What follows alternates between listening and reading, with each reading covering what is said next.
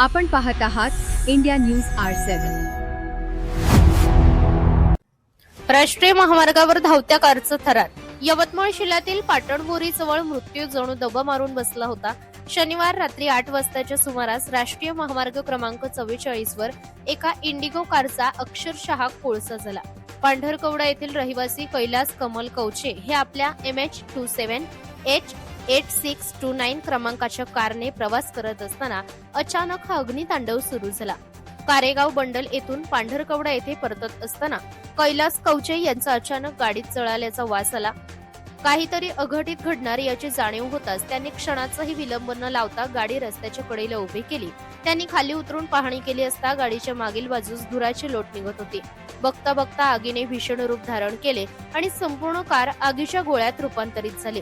स्थानिक नागरिकांनी आग विझवण्याचा प्रयत्न केला, मात्र आगीचा भडका इतका मोठा झाला होता की कार वाचवणे अशक्य झाले होते. अखेर अग्निशमक दलाच्या गाड्या घटनास्थळी दाखल झाल्या आणि त्यांनी आगीवर नियंत्रण मिळवले. या आगीत कार पूर्णपणे जळून खाक झाली असली तरी सुदैवाने चालक मात्र सुरक्षित आहेत. राष्ट्रीय महामार्गावर झालेल्या या भीषण अपघाताने पुन्हा एकदा वाहनांच्या सुरक्षेचा प्रश्न ऐरणीवर आलाय. चालकाच्या प्रसंगावधानामुळे आज एका कुटुंबाचा आधार वाचला असला तरी या आगीचे नेमके कारण अद्याप स्पष्ट झाले नाही.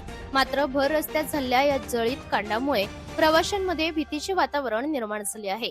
इंडिया न्यूज R7 साठी प्रतिनिधी संदीप सुरपाम, यवतमाळ.